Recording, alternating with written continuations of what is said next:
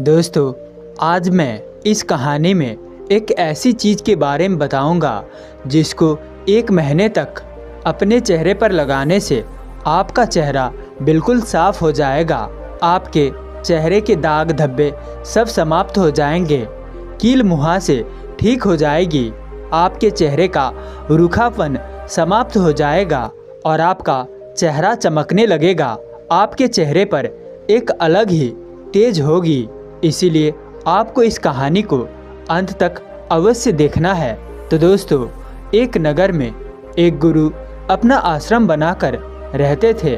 गुरु एक बहुत ही प्रसिद्ध वैद्य थे। आयुर्वेद की सभी जानकारियाँ वो रखते थे। वो गुरु लगभग 50 वर्ष के थे। इसके बावजूद भी उन गुरु के चेहरे पर इतना ओजस था कि जो भी व्यक्ति उनको देखता उनकी तरफ आकर्षित हुए बिना नहीं रह पाता। फिर एक दिन की बात है, उसी नगर में एक लड़का उन गुरु के पास आता है और उनसे कहने लगता है, गुरुजी, मैं अभी 21 वर्ष का हूँ, लेकिन चेहरे पर तेज बिल्कुल समाप्त हो चुका है। मेरा चेहरा बिल्कुल रूखा सूखा रहता है।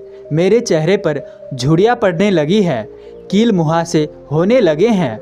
मुझे देखकर ऐसा लगता है कि मेरी उम्र 50 वर्ष की है, जबकि गुरुदेव आपको देखकर लगता है कि आप केवल 21 साल के हैं। गुरुजी, मैं आपसे यही जानने आया हूँ कि आखिर आपके चेहरे पर ये जो तेज है ये किस वजह से है। आप अपने चेहरे पर ऐसा क्या लगाते हैं?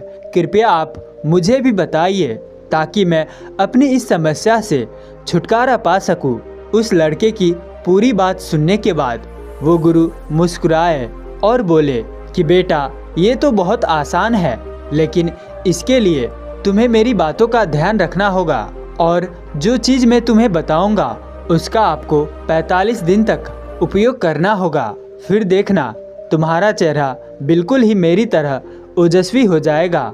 तुम्हारे चेहरे की जितनी भी समस्याएं हैं वो बिल्कुल समाप्त हो जाएगी। गुरु की बात सुनकर लड़का बड़ा प्रसन्न होता है और गुरुजी से कहता है, गुरुजी, आपकी मैं हर बात मानने को तैयार हूँ। बस आप मुझे वो चीज़ बता दीजिए जिससे मेरी चेहरे की सारी समस्याएं समाप्त हो जाए। फिर वो गुरुजी कहते हैं वो लड़के से, बेटा, अगर तुम्हें सुंदर दिखाई देना है, स्वस्थ दिखाई देना है, अपने चेहरे की त्वचा को अच्छा रखना है, कील मुहासे हैं उनको समाप्त करना है, चेहरा ओजस्वी दिखाई दे, सुंदर दिखाई दे, उसके लिए तुम्हें किन चीज़ों का उपयोग करना है, किन चीज़ों को छोड़ना है और क्या क्या आपको खाना है, किस तरह का योग अभ्यास करना है, इसके बारे में तुम अच्छे से और ध्यान से समझो। बेटा, विशेष रूप में आपको 2 चीज़ों का प्रयोग करना है जिससे आपको 45 दिन के अंदर अंदर अच्छे लाभ दिखाई देंगे। साथ ही साथ जो ये प्रयोग है इसमें आपको कोई भी धन व्यय नहीं करना पड़ेगा और इसके जो लाभ आपको मिलेंगे वो बहुत ही अच्छे होंगे। फिर वो गुरुजी उस लड़के से कहते हैं, बेटा, मेरी बात को बड़ी ध्यानपूर्वक सुनो।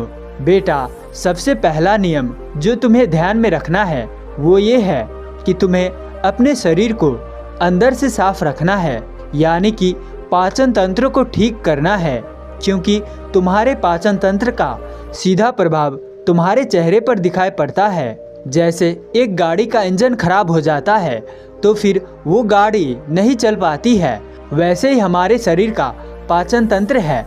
अगर ये खराब हो गया तो हमारा शरीर ठीक से नहीं चल पाएगा और इसका प्रभाव हमारे शरीर के हर अंग पर दिखाई पड़ेगा, फिर वो चाहे हमारा चेहरा हो या फिर कुछ भी हो। बेटा, हम जाने अनजाने में बहुत सारी ऐसी चीज़ों का प्रयोग कर लेते हैं जो कि हमारे पाचन तंत्र में गंदगी का कारण बनती है, और जब आपके शरीर में गंदगी बढ़ती है तो आपके शरीर में पित्त का प्रभाव सबसे ज़्यादा बढ़ता है। बेटा, आपके शरीर में 3 दोष पाए जाते हैं, वात, पित्त और कफ, लेकिन जो त्वचा को सबसे प्रभावित करने वाला दोष होता है वो है पित्त दोष। बेटा, जब आप कुछ उल्टी सीधी चीज़ें खा लेते हैं, जैसे अधिक तली भुनी चीज़ें, बाज़ार में मिलने वाले कचौरी, समोसे, तो इनसे शरीर में एसिड बनना शुरू हो जाता है गंदगी बढ़नी शुरू हो जाती है और पित्त बढ़ना शुरू हो जाता है, तो इसका सबसे पहला प्रभाव आपको आपकी त्वचा पर दिखाई पड़ता है।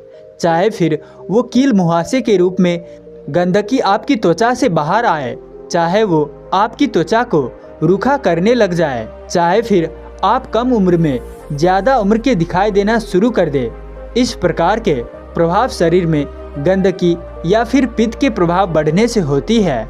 इसीलिए बेटा, सबसे पहला काम जो तुम्हें करना है वो ये है कि तुम्हें अपने शरीर को अंदर से साफ रखना है, और इसके लिए तुम्हें निरंतर 1 महीने तक जल का प्रयोग करना है। और उस जल का प्रयोग इस प्रकार करना है कि आपको सुबह उठना है। सुबह उठते ही आपको लगभग 1 लीटर की मात्रा में गुनगुना पानी कर लेना है। फिर उस पानी को आपको उकड़ू बैठकर धीरे धीरे सीप सीप करके पी लेना है। इसके बाद आपको ऊषापान कर लेना है। जब आप इस तरह, तो ये पानी आपके शरीर में गंदगी को बाहर लेकर आएगा, आपके शरीर से विषाक्त बाहर होने लगेगी। इसके बाद आपको प्रातःकाल जो आहार लेना है वो हल्का सुपाच्य आहार लेना है। दिन भर में फलों का, सब्जियों का अधिक प्रयोग करना है, और खाना खाने के 2 घंटे बाद आपको पानी पीना शुरू करना है, और दिन में लगभग 3-4 लीटर पानी आपको पीना है। इसके बाद वो गुरुजी उस लड़के से कहते हैं कि बेटा, ध्यान रहे, रात्रि का जो भोजन है वो आपका हल्का ही रहना चाहिए, बिल्कुल सुपाच्य और बिल्कुल हल्का रखना है, और सूर्यास्त होने से पहले ही आपको भोजन ग्रहण कर लेना है। बस इतनी ही बातों का आपको ध्यान रखना है और इनको ही अपनाना है। बेटा, पानी अधिक पीना है, इस बात को ध्यान रखें, क्योंकि इससे ही आपके शरीर की सफाई अच्छे से हो पाती है, कॉन्स्टिपेशन नहीं होगा और आपको बहुत ही अच्छे लाभ प्राप्त होंगे। फिर गुरुजी उस लड़के से कहते हैं कि बेटा, अब दूसरा नियम समझो। दूसरा नियम ये है कि आपको चाय का प्रयोग बिल्कुल भी नहीं करना है, क्योंकि चाय जो है वो आपके शरीर में पित्त को बढ़ाती है। चाय की वजह से आपके शरीर में एसिडिक इफेक्ट होता है, और फिर वो एसिडिक इफेक्ट से पित्त धीरे धीरे बढ़ना शुरू हो जाता है। बेटा, ये आपके शरीर में रूखापन भी लेकर आता है, ड्राइनेस भी लेकर आता है। इससे क्या होता है, आपकी त्वचा जो है वो रूखी होना शुरू हो जाती है, ड्राई होना शुरू हो जाती है, जिससे आपके चेहरे पर उसके सीधे प्रभाव दिखाई पड़ते हैं। फिर वो गुरुजी उस लड़के से कहते हैं कि बेटा, मेरी एक बात और ध्यान में रखना, आपको जंक फूड, फास्ट फूड का प्रयोग नहीं करना है, मिर्च मसालों का कम प्रयोग करना है। देखिए, मसाले कोई गलत चीज़ नहीं है, लेकिन जब इनका अधिक प्रयोग किया जाए तो ये गलत हो जाता है, क्योंकि वो औषधि की तरह प्रयोग करने के लिए दिए गए थे। लेकिन आजकल हम अपनी जीभ के स्वाद के चक्कर में सभी चीज़ों में मसाले भर भर कर डाल देते हैं, जो कि हमारे लिए नुकसानदायक होते हैं। लेकिन अगर आप उनको बिल्कुल कम मात्रा में डालते हैं तो वो बिल्कुल नुकसान नहीं करेंगे, वो आपके लिए ठीक है। इसीलिए आपको मिर्च मसालों का प्रयोग कम करना है और बाहर की चीज़ें बिल्कुल बंद कर देनी है। इतना अगर आप कर लेते हैं तो फिर आप देखना कि इसके आपको कितने अच्छे लाभ प्राप्त होते हैं। फिर इसके बाद वो गुरुजी उस लड़के से कहते हैं कि बेटा, इन सब चीज़ों को ध्यान में रखना। इसके बाद मैं जिस चीज़ के बारे में तुम्हें बता रहा हूँ उसको तुम ज़रा ध्यान से समझो। इसमें आपको कोई धन व्यय नहीं करना पड़ेगा, कोई श्रम लगाने की ज़रूरत नहीं है, बस आपको इसे ठीक से समझना ज़रूरी है। इसके लिए आपको सबसे पहले अपने चेहरे को धो लेना है और उसे स्वच्छ कपड़े से पोंछ लेना है। इसके बाद आपको मसूर की दाल लेनी है और उसको मिक्सी में ग्राइंड कर लेना है। उसको ग्राइंड करने के बाद आपके पास एक चूर प्राप्त हो जाएगा। उस चूर में आपको थोड़ा सा जल मिला लेना है, जिससे आपको एक पेस्ट प्राप्त होगा। उसके बाद आपको इस पेस्ट को अपने चेहरे पर लगाना है। इसको अच्छे से अपने चेहरे पर लगा लेना है। इससे आपके चेहरे में जो रोम छिद्र हैं वो साफ होने लगेंगे, उनमें से गंदगी बाहर निकल जाएगी। इसके अलावा अगर आपको कील मुहासे की समस्या है तो उनमें भी आपको लाभ मिलेंगे। चेहरे पर दाग धब्बे हैं तो उसमें भी आपको लाभ मिलेगा। इसको थोड़ी देर तक आपको अपने चेहरे पर मलते रहना है। 5 मिनट तक करने के बाद आपको इसको साफ पानी से धो लेना है। आप चाहे तो 5 मिनट तक इसको आप छोड़ भी सकते हैं। इसके बाद आपको अपने चेहरे को अच्छे से पानी से साफ कर लेना है और फिर साफ कपड़े से पोंछ लेना है। इसके बाद आपको जो करना है वो है मलाई का प्रयोग। आपको दूध को फ्रिज में रख देना है और उसे थोड़ा ठंडा होने दे। जब वो थोड़ा ठंडा हो जाएगा तो उसके ऊपर मलाई आ जाएगी। आपको उस मलाई को निकाल लेना है और उस मलाई को अपने चेहरे पर अच्छी तरीके से मलना है और उसको तब तक मलते रहना है जब तक कि वो आपकी त्वचा में अच्छी तरीके से ना मिल जाए। आपको अपने चेहरे की अच्छे से मसाज करते रहना है जब तक कि वो मलाई आपकी त्वचा के अंदर चली ना जाए, यानी कि ये मलाई आपकी त्वचा के ऊपर दिखाई नहीं देनी चाहिए। जैसे आप इसको मलोगे तो आपकी त्वचा इस मलाई को अपने अंदर सोख लेगी। ये प्रयोग आपकी त्वचा के लिए बहुत ही अच्छा है। आप इसको 1 घंटे तक छोड़ दें। अगर आप इसको शाम को प्रयोग में ले रहे हैं तो आप इसे रात्रि भर छोड़ सकते हैं। इससे आपको और भी अतिरिक्त लाभ मिलेंगे। इससे आपकी स्किन की ड्राइनेस समाप्त हो जाएगी, रूखापन समाप्त हो जाएगा, चेहरे पर तेज आना शुरू होगा, कील मुहासे की समस्या जड़ से खत्म हो जाएगी, चेहरे के दाग धब्बे खत्म हो जाएंगे। और इस प्रयोग को आप निरंतर कर सकते हैं और इसका आपके चेहरे पर कोई भी साइड इफ़ेक्ट नहीं होगा। आपको इसको 45 दिन तक लगातार करना है। आपको अपने आप ही इसके फ़ायदे देखने शुरू हो जाएंगे और 45 दिन के बाद अगर आप हफ्ते में 2 बार भी इसका प्रयोग करेंगे तो भी ये आपको बहुत अच्छे लाभ प्राप्त देंगे। फिर वो गुरुजी उस लड़के से कहते हैं कि बेटा आपको इसके साथ साथ योग की तरफ भी ध्यान देना होगा, क्योंकि योग इसमें बहुत ही उपयोगी है। योग की छोटी सी प्रक्रिया, छोटा सा अभ्यास आपको बहुत ही सुंदर लाभ देगा। अगर आप 1 घंटे का अच्छा योग अभ्यास करते हैं तो ये आपके लिए बहुत ही अच्छा है। उसमें आप सूर्य नमस्कार का अभ्यास कर सकते हैं, विभिन्न आसनों का अभ्यास कर सकते हैं और प्राणायाम का भी अभ्यास आप कर सकते हैं। प्राणायाम में सबसे अच्छा है भस्त्रिका प्राणायाम, यानी कि गहरी सांस लेना और गहरी सांस छोड़ना। एक बार में गहरी सांस अंदर ले और गहरी सांस बाहर छोड़े। जब आप ऐसा कर रहे होते हैं तो आपकी छाती फूलना चाहिए और पेट भी बाहर आना चाहिए। सांस को जब बाहर छोड़ो तो पूरी तरह से बाहर छोड़े।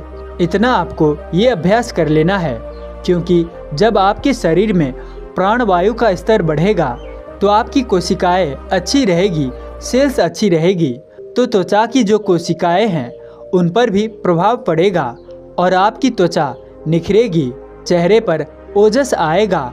आपको भस्त्रिका प्राणायाम का अभ्यास जरूर करना है। इसके बाद आपको एक सरल सी प्रक्रिया करनी है। इसको ध्यान से समझ ले, क्योंकि इससे आपको बहुत ही अच्छे लाभ प्राप्त होंगे। अब आपको इसे किस तरह से करना है इसको आप ध्यान से और अच्छे से समझो। ये अभ्यास है गिरिवासन का अभ्यास। इस अभ्यास को आप 2 तरीकों से कर सकते हैं। इस अभ्यास को करने के लिए सबसे पहले आपको वर्षा आसन की स्थिति में आ जाना है। उसके बाद आपको अपने दोनों हाथों को आगे रखना है और फिर आपको अपने पैरों को उठाते हुए पर्वता आसन की स्थिति में चले जाना है। इसके बाद आपको अपने दोनों पैरों के बीच थोड़ा सा अंतर बना लेना है, जिससे आप दाईं तरफ बाईं तरफ ना जाए। इस प्रकार की स्थिति को कहते हैं सालम अभ्यास। इस स्थिति में आप थोड़ा देर रुकिए। जब आप थोड़ी देर रुक जाएंगे तो आपको अनुभव होगा कि पूरा ब्लड का सर्कुलेशन आपके सर के तरफ हो रहा है। आपको कुछ देर ऐसे ही रहना है, यानी कि 4 से 5 मिनट तक आपको इस स्थिति में रहना है। इस अभ्यास को करते करते आपके गर्दन की मांसपेशियां मजबूत हो जाती है। इसके बाद आपको अपने दोनों हाथों को हटा लेना है और निरालंबन अभ्यास की स्थिति में आ जाना है। इसके बाद वो गुरुजी उस लड़के से कहते हैं कि बेटा, जो भी बातें, जो भी अभ्यास मैंने तुम्हें बताए, इनका अगर तुम 45 दिन तक प्रयोग कर लेते हो तो तुम्हारा चेहरा बिल्कुल मेरी तरह चमकने लगेगा और जीवन भर ऐसे ही ओजस तुम्हारे चेहरे पर बना रहेगा। एक दिन एक जवान बौद्ध भिक्षु अपने गुरुजी से पूछा, गुरुदेव, आप हमेशा खुश रहते हो, चिंता मुक्त रहते हो। जब मैं आपसे इस आनंद और खुशी का कारण पूछता हूँ तो आप कहते हो कि ये पूरा संसार अनंत आनंद में प्रकट हो रहा है, आनंद और प्रेम के अलावा कुछ नहीं है। लेकिन गुरुदेव, अगर ये बात सच है तो मेरा मन हमेशा खुश क्यों नहीं रहता और मुझे इस संसार में इतने सारे लोग परेशान क्यों दिखते हैं? गुरु ने कहा, माया है, संसार का आकर्षण और अविद्या है, खुद को ना जानना, ये दोनों चीज़ें एक ही है जिस कारण मन दुखी रहता है। जवान भिक्षु ने गुरुजी से कहा, गुरुदेव, माया, मोह, अज्ञान, ये सब मेरे लिए किताबी कंसेप्ट है, मैं इन्हें कभी प्रैक्टिकली नहीं समझ पाया। भोले भिक्षु की बात सुनकर मास्टर हंसने लगे। उन्होंने कहा, अभी रात हो गई है, हम इस पर कल चर्चा करेंगे। 2-3 दिन निकल गए। माया और मन पर गुरुजी ने कोई चर्चा नहीं की। फिर एक अजीब घटना हुई जिसने भिक्षु को माया के प्रत्यक्ष दर्शन करा दिए। हुआ यूं कि एक दिन दोनों गुरु और शिष्य नदी पर सुबह स्नान करने को गए। वापस लौटते समय उन्होंने पहाड़ों के एक दूसरा रास्ता लिया जो थोड़ा कठिन था लेकिन छोटा भी था। तभी नए रास्ते में उन्हें एक बड़ा सूखा बरगद जैसा विचित्र पेड़ दिखाई दिया। जैसे ही गुरु इस पेड़ के पास से निकले, उन्हें ऐसा लगा कि ये पेड़ उन्हें अपनी तरफ खींच रहा है। गुरुजी पेड़ की तरफ खींचते चले गए और पेड़ से चिपक गए। ऐसा होने पर वे चिंतित स्वर में मदद के लिए पुकारने लगे, अरे जल्दी करो, मुझे इस पेड़ ने पकड़ लिया है, मैं इससे चिपक गया हूँ, मेरी मदद करो। जवान भिक्षु आश्चर्य से चकित रह गया क्योंकि उसने अपने गुरुजी को उस दिन से पहले कभी असहाय और व्याकुल नहीं देखा था। भिक्षु को स्तब्ध खड़ा देख गुरुजी और जोर से चिल्लाता रहा, क्या तुम मेरे शिष्य नहीं हो जो दूर खड़े हुए हो? तुरंत मदद करो, मेरे पैर खींचो, ये पेड़ मेरी शक्तियाँ खींच रहा है, मुझे अंदर से बेचैनी महसूस हो रही है, मेरी जल्दी से मदद करो। लेकिन भिक्षु के पैर आगे नहीं बढ़ रहे थे। वो सोचने लगा कि मैं पेड़ के पास जाऊंगा तो कहीं ये पेड़ मुझे भी ना खींच ले, और अगर ऐसा हुआ तो हम दोनों की मदद कौन करेगा? तभी उसने दूर से आवाज लगाकर कहा, गुरुजी, आपने इतने सारे लोगों की मदद की है और आज आपको मेरी मदद चाहिए। गुरुजी ने कहा, तुम जल्दी से मेरे पैर को पकड़ो और मुझे इस पेड़ से अलग करो। गुरुजी के स्वर में गंभीरता थी। भिक्षु जमीन पर रेंगते हुए उस पेड़ के पास पहुंचा और उसने पूरी ताकत लगाकर मास्टर का पैर खींचा, लेकिन वो उन्हें पेड़ से अलग नहीं कर सका। गुरुजी ने फिर कहा, मेरा शरीर इस पेड़ के तने में धंस रहा है, मेरी मांसपेशियों में ताकत नहीं बची, मैं बहुत बेचैन हो रहा हूँ, मेरी मदद करो। ये सुनकर भिक्षु अचानक रुक गया। उसने गहरी सांस ली और सोचकर बोला, गुरुजी, ये कैसे संभव है? पेड़ के तने में वो ताकत नहीं जो ये आपको पकड़ सके। आपने ही तो अपने हाथों से पेड़ को जकड़ रखा है, फिर आप मुझसे क्यों मदद मांग रहे हो? जवान भिक्षु की बात सुनकर गुरुजी हंसने लगे और उन्होंने तत्काल पेड़ को छोड़ दिया और भिक्षु से बोले, यही माया है, हम मन को कभी छोड़ते ही नहीं। फिर कहते हैं कि मन हमें परेशान करता है। गलत बात पर विश्वास करना ही माया है। भिक्षु ने पूछा, गुरुजी, जब हम जानते हैं कि मन हमें परेशान करता है तो फिर हम मन को क्यों नहीं छोड़ पाते? गुरुजी ने कहा, क्योंकि हम बाहरी सुखों के द्वारा खुद को संतुष्ट रखना चाहते हैं, इसीलिए कई इच्छाओं को पकड़े रहते हैं। इच्छाओं को पकड़ना ही मन को पकड़ना है और मन को पकड़ना ही माया है। इसी माया के कारण हमें लगता है कि हम कमज़ोर हैं, फंसे हुए हैं, बल्कि ऐसा है नहीं। हम हमेशा मन से ताकतवर हैं, मन के स्वामी हैं, क्योंकि हम जब चाहे तब मन से ध्यान हटाकर मन को शांत कर सकते हैं। इसमें हमें ये भी पता चलता है कि मन हमसे है, हम मन से नहीं। इच्छाओं के पीछे भागते भागते हम ये बात भूल जाते हैं और कमज़ोर महसूस करते हैं। यही माया है। भिक्षु ने पूछा, हम भूलना बंद कैसे करेंगे? मन से दूरी कैसे बनाएंगे? गुरुजी ने कहा, जैसे स्थिर चट्टान को बड़ी लहरें डिगा नहीं पाती, उसी प्रकार तुम्हें विचारों के वेग से ज़्यादा स्थिर, ज़्यादा शक्तिशाली बनना है। ये शक्ति कैसे जागृत होगी? गुरुजी ने कहा, जो मान लोगे वो सत्य है। अभी तक तुम झूठी बातों पर विश्वास करते आ रहे हो कि मन है और मुझे परेशान करता है, इसीलिए मन के सामने कमज़ोर भी महसूस करते हो। अब से हर दिन हर पल बार बार स्वयं को ये याद दिलाओ, बार बार महसूस करो कि जहाँ मैं ध्यान देता हूँ वही मन जाता है। मैं सांस पर ध्यान देता हूँ तो मन सांस हो जाता है, यानी मैं मन का स्वामी हूँ और मन मेरा सेवक है। मन से ताकतवर बनने के लिए, हमेशा प्रसन्न रहने के लिए दूसरी चीज़ शिकायतों से दूर रहो। गुरुजी ने कहा, ये संसार केवल तुम्हारे मन का प्रतिबिंब है और ये मन की आदत है कि वह खुद की कमियों को, खुद की चिंताओं को संसार में देखता है। तुम चिंता और परेशानी पर ध्यान लगाओगे तो उतना ही वो तुम पर हावी होती जाएगी। वो तुम्हें हर जगह और लोगों में भी दिखेगी। इसीलिए बड़े से बड़े आध्यात्मिक व्यक्ति भी संसार की परेशानियां देखकर कंफ्यूज रहते हैं। वो ये कभी स्वीकार नहीं कर पाते कि वो अपने मन की कमियां बाहर देख रहे हैं और इसी कारण वो अपने ध्यान में कभी तरक्की नहीं कर पाते हैं।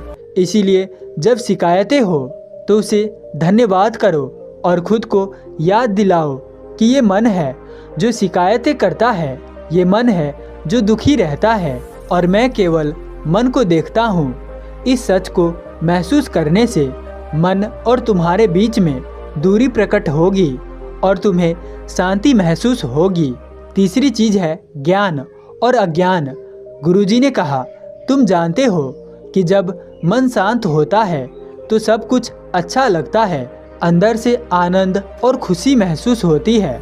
ज्ञान का मतलब ये जानना है कि पूरे ब्रह्मांड में आनंद का केवल एक ही सोर्स है और वो तुम खुद हो।